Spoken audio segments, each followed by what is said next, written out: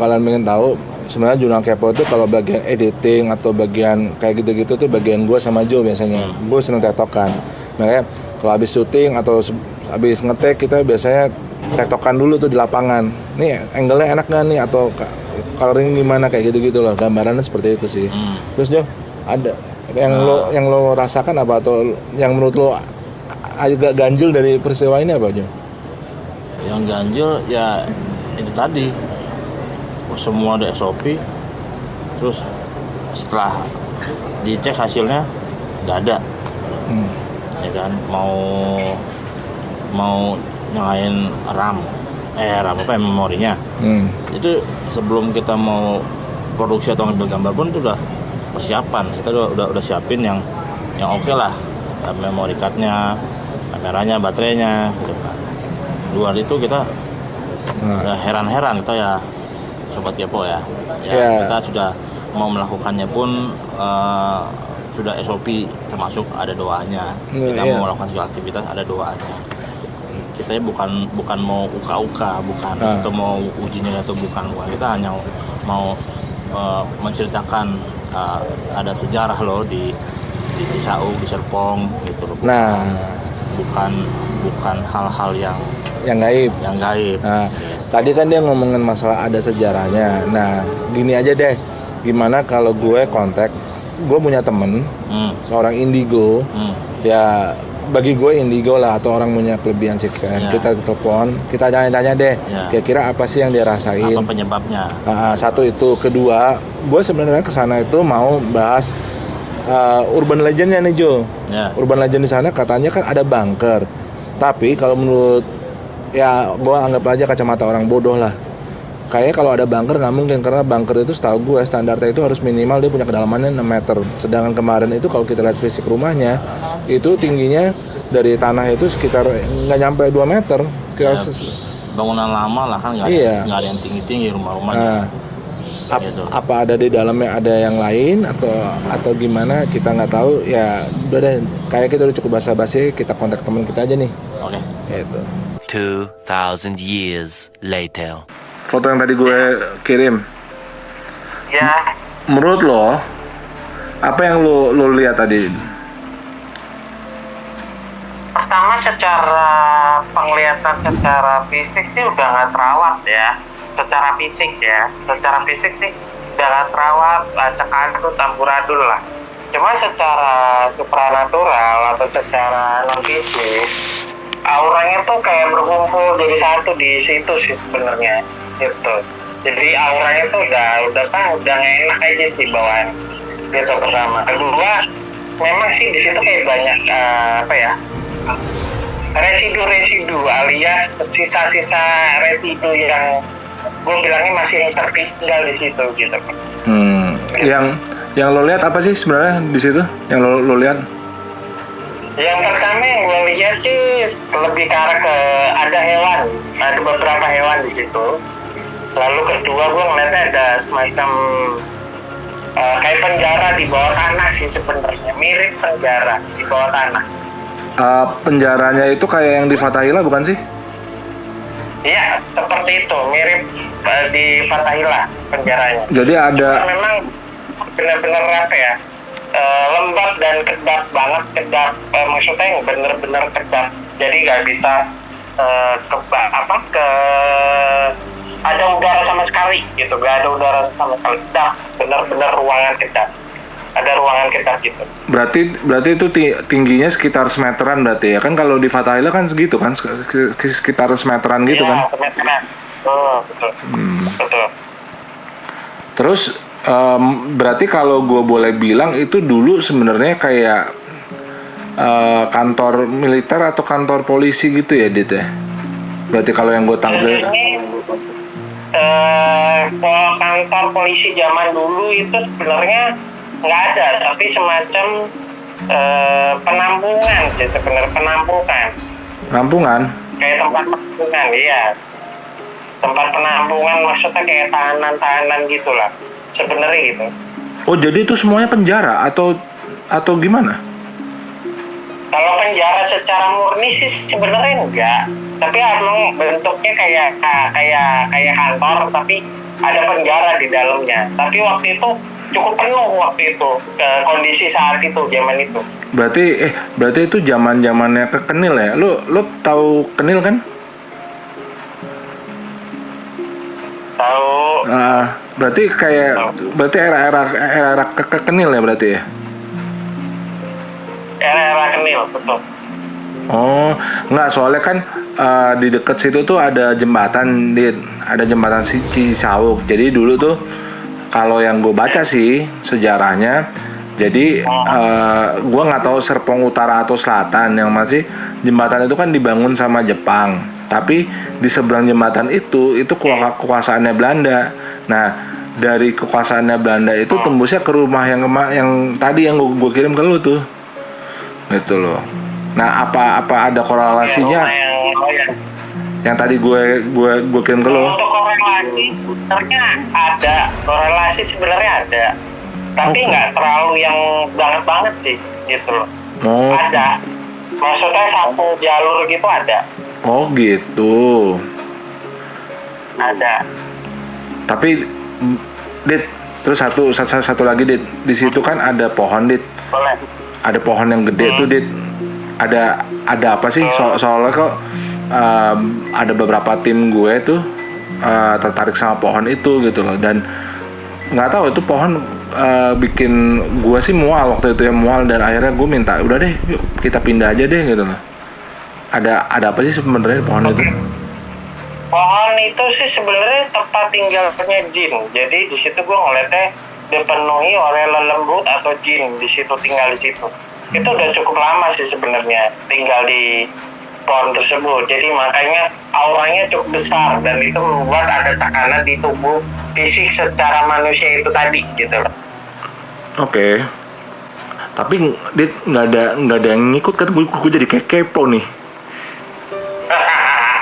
Kalau ngikut sih gue bilangnya enggak, karena kan udah dari awal kalau untuk kesana kan pasti udah diselingi sama doa. Jadi gue bilangnya setelah pulang pun gue bilangnya nggak ada masalah, nggak akan ngikut kok gitu. Orang selalu berpandangan setelah ke tempat yang halal mistis, kalau kita udah dari awal niat bahwa berdoa gitu, maka pulangnya juga akan selamat gitu, nggak akan kenapa-napa, nggak akan diikutin atau lain sebagainya gitu. Beda ya gitu. Kalau kita niat berdoa dari awal, maka nggak akan terjadi apa-apa. Tapi kalau kita tanpa berdoa dari awal dan merusak dan lain sebagainya, maka efeknya pasti ada yang diikuti gitu. Gue bilangnya gitu. Kita gak bisa mengatakan semua orang itu habis dari tempat ke situ pasti akan diikuti, nggak selalu gitu. Kenapa sih viharanya harus pindah ke sebelah gitu loh? Tempat. Kalau itu sih gue bilangnya gue bilangnya karena udah nggak sinkron aja tempatnya sih sebenarnya gitu. Karena tempat aja. Iya. Bukan sih. Karena hal yang lain.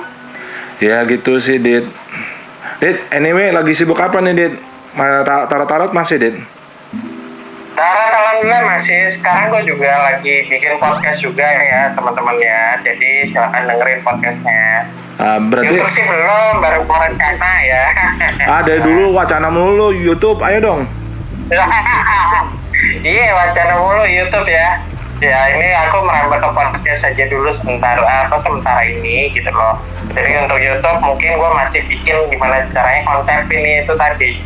Karena semua beberapa tarot itu udah ada YouTube-nya dan semua sama blog sih sebenarnya konsepnya. Sebab aku pengen nyari yang berbeda aja sih sebenarnya. Gitu sih.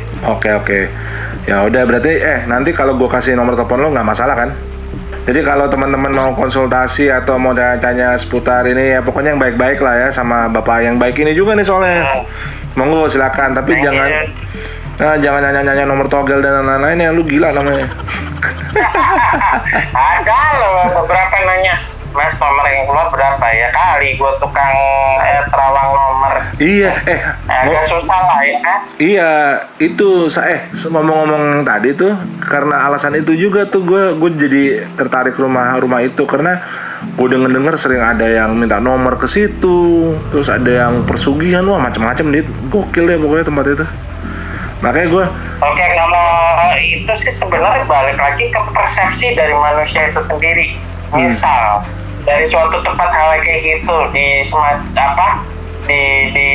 gue bilangnya digunakan untuk tempat nyari nomor itu, maka akan auranya makin jelek gitu, karena dibikinnya lebih ke nomor. Apalagi yang tadi sempat dibilang bahwa ada pesugihan atau apapun itulah, itu ya kan membuat manusia itu sendiri yang mempersepsikan, padahal sebenarnya ya yang di situ ya murni emang di situ gitu loh.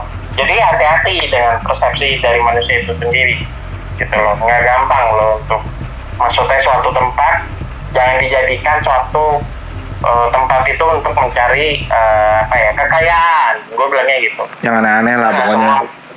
Iya, jangan aneh-aneh lah. Iya, Dit, ya udah.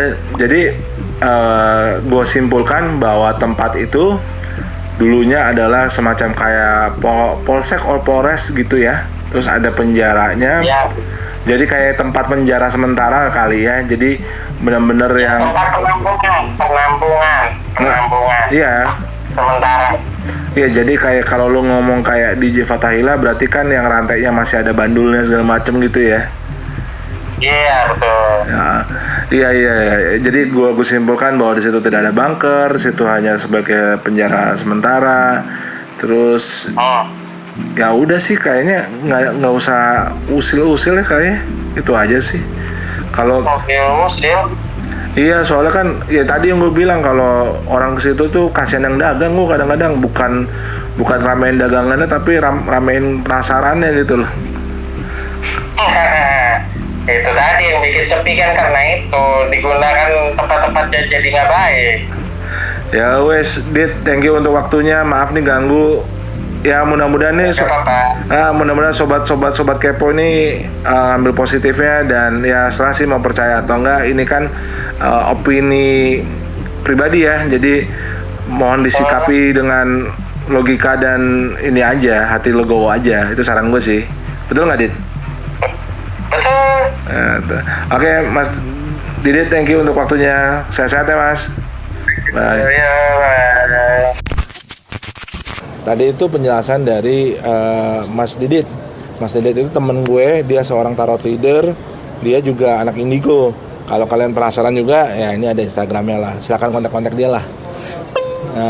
Bagian sound effect dia manualnya.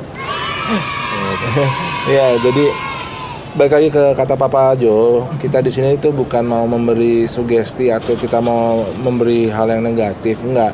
Yang kayak tadi gue bilang juga, gue pengen meluruskan aja sebenarnya ada apa sih gitu loh. Maksudnya kasihan juga ya Jo ya, di situ sebenarnya ada pedagang ya. Gue nggak tahu perizinannya gimana, cuman ada orang yang nyari nafkah lah di situ. Maksud gue kalau kalian ke situ cuman buat penasaran, buat kepo, ya kasihan yang pedagangnya juga ya, gitu kan. Belilah.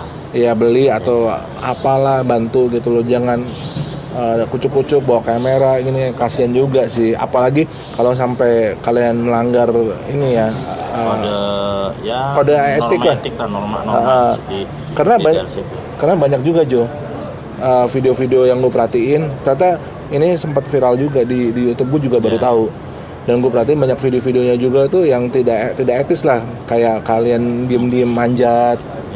Maksudnya masuk tanpa permisi, tanpa itu loh masuk gue. Itu juga salah satunya. Itu sampai wanti-wanti jangan sampai ya terobos atau apa tanpa permisi. Itu juga gitu loh. Jadi dari awal begitu sampai ke lokasi, gimana kalau terlompat? Jangan. Kita dari awal udah saling mengingatkan untuk tidak melakukan itu. Karena waktu kita datang, yang pemiliknya atau yang punya usaha yang nempatin rumah tersebut itu sedang pulang gitu, sedang lagi nggak ada tempat lah ya Jo ya. Jadi kita akhirnya pindah ke sebelah yang ke vihara itu. Makanya kita dari vihara tersebut dapat informasi bahwa ya itu ya Jo, ternyata dulunya sebelum viharanya pindah situ ya di situ rumahnya. Nah, itulah viharanya. Jadi vihara lamanya di sebelah kiri. Detail ceritanya gimana, akhirnya viharanya pindah ke sebelahnya. Gitu deh. Kalau kalian mau lihat sekilas tempat viharanya kayak apa, ya kayak gini nih.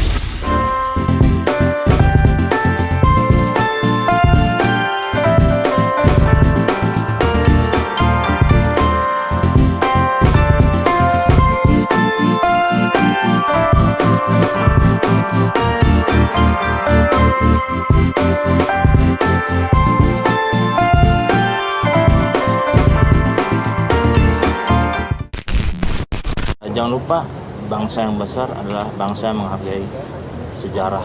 Wah, ini bener banget. Ya. Jadi jangan lupakan sejarah yang ada di sekitarnya. Ya, dan sekali lagi kita tekankan, kita di sini bukan mau menceritakan yang seram-seram, kita cuma mau coba meluruskan fakta aja gitu ya. Ada gini loh, ternyata gitu. Sesuai nama kita, Jalan Kepo. Oke, sampai di sini dulu. Ya. Sampai di sini dulu. Tetap kepoin kita di Jalan Kepo.